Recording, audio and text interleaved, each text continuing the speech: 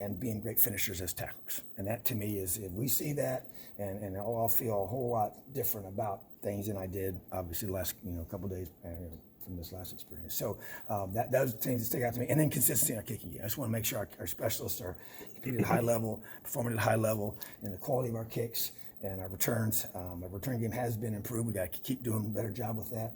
That's a big part of field position and things we need to do. So those things on offense, on defense, and then being sharp on special teams. Marcus Elliott got his first sack this last week. How do you see him continuing to he's really and he's had a good week of practice this week. I think he's a guy that we knew he as a true freshman played at a high level. The junior college he came from was one of the best in the country, and he was in their rotation, and so played in the national championship game, a whole bunch of reps, and so just thought he could come in here and help us, and he has. I just think it's also learning a new system. He came in late, wasn't even here the entire summer, So, but just getting him, but he's got a burst to him that really sticks out on film, and he's got really good technique, and he plays super hard, and he cares a whole bunch. So he's been a great addition to our team. Really, very excited to have him.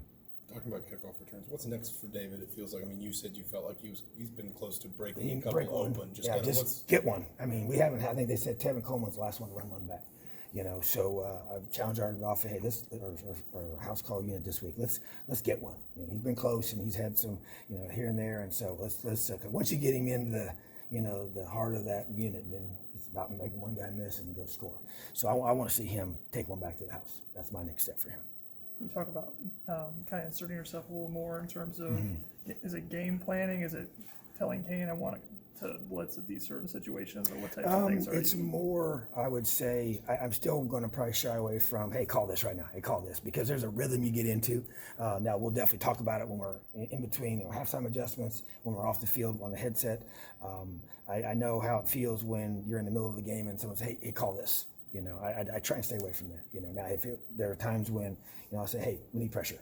Boom, he'll dial up the pressure he feels is the best. So, but to me, it's structural things. There's been a lot of, hey, how are we gonna defend this? I want us to look like this. Or I want us to line up like this. I want us to play this type of techniques. That's some things that we made some adjustments with that he's. Hey, we're all on board with it. And that's the thing. This is what's so neat about our staff. And I say this, and we had this conversation with our guys, and because I came in, I was upset on Sunday. It was a rough some rough meetings with our coaches because I wasn't happy with the way we performed. We just didn't. And at the end of the day, it's my responsibility. So, but during those hard conversations, as I have said from the very beginning, the Elliott concept isn't just the players. Okay, it's us too as coaches. And when it's not about me, and I don't care who gets the credit. It's about what do we got to do to be our best. So you don't take it personal, but you're going to work your tail off to make sure your area is right. And if it's not right, we got to fix it. And that to me is when the coaches know that I care more about them as a person and as a coach and as a guy that just works for me. Okay, it's more than that for us as a coaching staff. And so you don't take it personal. But you have so much pride in what you're all about, and you care so much about the guys around you as coaches that you want to get it right. And it's an emotional thing because we work so hard and we sacrifice so much to get where we are. And to me, we just, we had an opportunity and we just didn't take advantage of it. And really, it was very disappointing for sure. But at the same time, I really think that situation, that experience is going to make us better, and that's the way I want to approach it. And that's the way we have approached it. And that's, as I said, I'm excited about what's going to make us from what we just experienced and the way that we, didn't perform. And so those are kind of tough conversations we're having, but it's just, coming together, trying to find what we got to do to be at our best for us to win Big Ten football games, which is our goal. One of the words that came up in the post game from some of the players were complacent.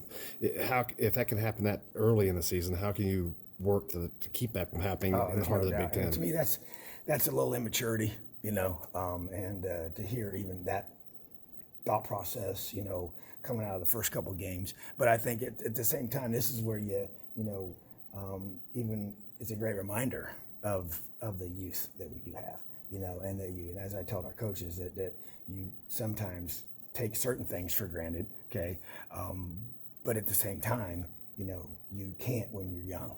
And I think it's just a great reminder of just how purposeful we have to be as a staff in everything that we do with our guys and the mindset that they have. And the reality is that there's a significant difference, in conference play.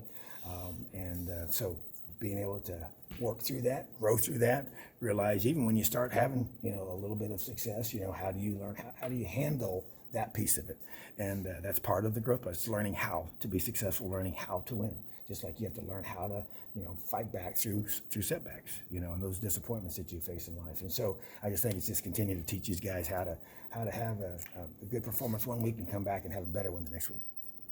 Does that speak to the 80 of your 113 players are underclassmen? I know, and that's what it is, and absolutely. And you can't, sometimes you forget, because a lot of these guys, they might have played last year, but they're sophomores.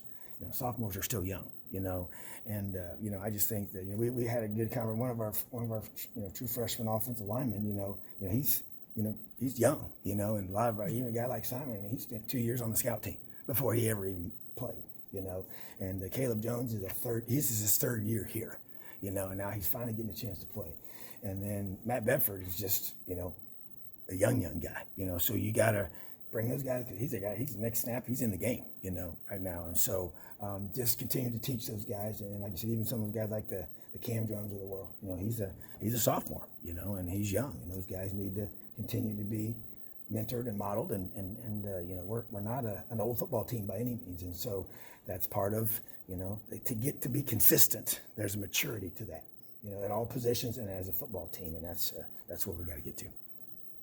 All right, thanks, Tom. Awesome. Thank Have a you. great day.